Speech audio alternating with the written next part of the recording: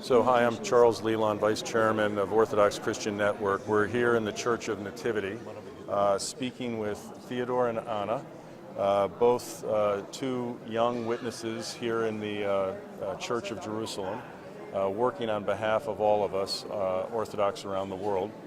Theodore is a translator and theologian at the Patriarchate, and Anna is a journalist writing about the Patriarchate. Theodore, why don't you tell us a little bit about what you do for the Patriarchate? Thank you, Chuck. Here at the Patriarchate, I serve as a translator to his Beatitude, which entails that I am translating into English a lot of text from the original ecclesiastical Greek used by hierarchy in the church. And the reason of this translation in English is to give out to non-Greek speaking pilgrims or non-Greek speaking diplomats, so they can have resources and they can have material on the Patriarchate, which is a dire need that our Patriarchate has at this present moment. So tell us a little bit about the Patriarchate of Jerusalem and its what it does for Orthodox around the world. Well, it is the mother of all churches. The Church of Jerusalem is what gives every other Orthodox church or any other Christian church validity. It is the embodiment of the incarnation of Christ. It's the embodiment of the resurrection, which gives eternal life. It gives validity to all Christian churches, and it is the mother. It's like a mother that gives food to his child. So does the Church of Jerusalem give spiritual food to not only Orthodox churches, but all Christian churches worldwide. Which churches are covered under the Patriarchate of Jerusalem? Well, the geographical jurisdiction of the Patriarchate extends from Israel, the Palestinian Authority, a country, Qatar in the Arabian Gulf, and also Jordan as well. So. And some of the famous sites that are under the protection of the Guardians of Jerusalem, and maybe you speak a little bit about the Guardians. Right. Well, the most obviously is the Church of the Holy Sepulchre, which is basically, it's actually the all-venerable Church of the Resurrection in the Eastern tradition. The Church of the Holy Sepulchre is a Western terminology, which pretty much houses, it adorns all of the holy shrines of the Passion and Resurrection. It has the Golgotha, it has the lashing, the scourging, it has and also the resurrection. It has the Greek Orthodox Church, which is called the Katholikon of the Greek Orthodox Church inside the Holy Sepulchre. And the term, the Guardians of the Holy Tomb in Greek, Aiotaphites, which means literally it means Guardians of the Holy Tomb, which means that they are the safe guardians. They maintain, they preserve, and they flourish the Greek Orthodox holy shrines, or the Eastern Orthodox holy shrines in Jerusalem and in the Holy Land. And Orthodox Christians and Christians of all types have been under duress here in the Holy Land for many decades, but in particular recently. What are the needs of the Patriarchate of Jerusalem, especially with respect to some of the churches and monasteries and holy sites? Well, there needs to be a major awareness from the West. Personally, there is a need for money to upkeep and maintain these shrines. We're losing churches because there's a lack of people coming to serve physically at the Patriarchate of Jerusalem. And not only that, on top of it, we also there's a lack of financial funds here to upkeep and maintain these churches and the iconography and the mosaics and everything, which needs money. So I think the first problem of the Patriarchate is pretty much extending to the West, because the Patriarchate, it's strapped for money, because all of its money is in real estate. They don't have the cash flow to help maintain these things, and so Greece, being in the financial crisis that it's in, it doesn't have the funds, either the government or the church, to offer and help the Patriarchate, which it did in the past. The Muslims and the Jews are not helping, so the only way that the Patriarchate can look is to the West to help the Patriarchate. Anna, can you tell us a little bit about some of the problems that some of the sites have had over the years? Sure. There are dozens of monasteries that endure problems on a daily basis. One really strong example is Jacob's Well, which it's actually the only physical remnant of a holy site that we have today. The well is there, and there's a church built around it. And in 1979, the abbot in charge of that church was physically threatened by a group of Zionist Jews who came into the church and they asked him to leave and to take the crosses and go. What he said to them was, the floor that you're standing on was there 16 centuries before Israel was a state. So they left and came back, and unfortunately they violently martyred Saint Philomenos, now he's known as. The abbot who replaced him is still there until today, and he receives daily threats, and his life has been threatened many times, and you can even see bullet holes in the doorway.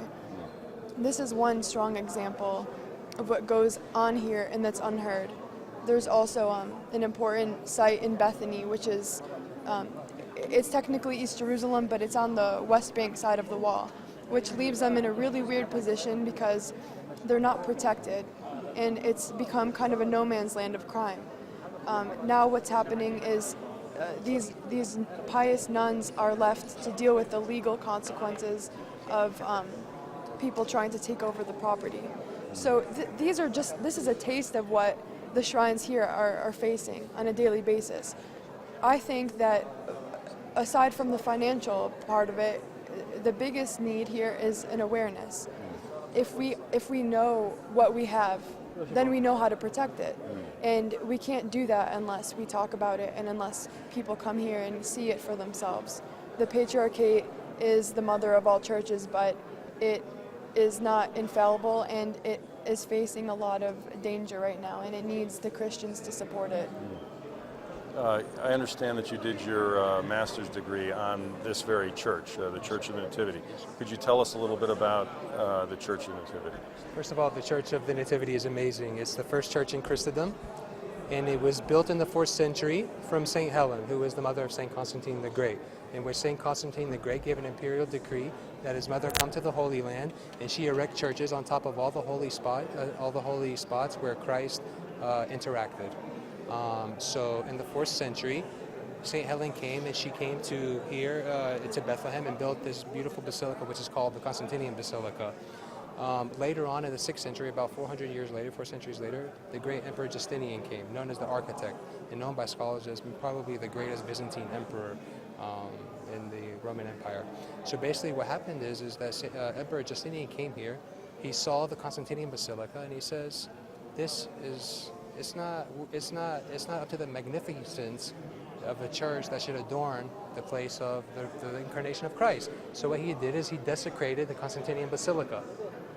So he says, I'm going to build it. So he hires an architect, and he constructs the first basilica. Well, this basilica unfortunately was subpar to his high demands. So he desecrates the basilica, he orders the execution of the architect, and he constructs a second basilica. And the second basilica is the basilica that we're standing in today. And I understand it's in tremendous disrepair. It is. Because the 3 churches that are the proprietors here, the Armenian, the Greek, and the Catholic Church, cannot agree, or at least historically have not been able to agree on how to maintain it and who would bear the cost. Right. What's happening now with respect to the church in terms of its renovations? Well, the main proprietors of the Basilica of the Nativity are the Greek Orthodox. The other proprietors are the Latins, which is the Franciscan order. That's who represents the Catholic Church. And then we also have the Armenians. And basically what happens is that no issue of maintenance can be carried out without the agreement of the other representations. Well, unfortunately, due to whatever reason, there can never be an agreement. So because of the deteriorating state of the church, UNESCO, which is an extension of the United Nations, has said it's a travesty to allow this church to be ruined over disagreements. So what it did is they called the Basilica of the Nativity a World Heritage Site, which means that it entailed it under UNESCO, and it's going to assume the cost and the renovation of the basilica. And one of the most earnest renovations that the church needs is the roof. Out of centuries of rain, the weight of the water has made the roof implode. So what's happening is that there's a very imminent and impending disaster of the roof that's going to be desecrated. Do you know how much needs to be raised to complete the restoration? We don't know. I think those is in the budget of the different Christian representations in UNESCO. But we have had certain donations from the Greek government, who gave $50,000, which was given directly to the Patriarchate for the church here. And we've also been given $3 million recently by President Vladimir Putin of Russia for Bethlehem, the church here in Bethlehem, and it was given to the Patriarchate for the renovation of the Basilica. And what have the Church of the Americas done? To this, by their prayers, at this point, just only prayers, and that's why the Patriarchate is in dire need of not only Western awareness, because I feel like awareness, it's the foundational step, but it's not enough. Right. We need our people to take a step forward by physically being here, by financially helping, by prayers, by taking an active role, because this Patriarchate is not a foreign Patriarchate. Yes, it's far away from the America. It's not a foreign Patriarchate. It's not a foreign, because yes, the constituency of the Patriarchate is Arab, and we have Greek priests as well. But the Patriarchate is the Greek Americans. The Holy Sepulchre is theirs. The church is theirs. It's not something foreign. It's something this is where our Greek Americans, this is their identification. All Christians, they identify with the Church of Jerusalem. It's their Patriarchate. It's their Holy Sepulchre. It's their Basilica. It's not just to sit here just for decoration. It's theirs. And it's our responsibility as Christians and as Greek Orthodox to maintain these. I would add to that was it last year or the year before President Obama came? Yeah, last year. Last year, President Obama came to this church, and his presence was a political statement. I think that how much more powerful it would be if the Christians spoke out and magnified that voice, that short-lived voice. We have to show that we care about it, otherwise no one else will. And now as there are peace talks resuming and John Kerry is getting involved, we should voice our concern as Christians and not let that fall to the wayside in this initiative.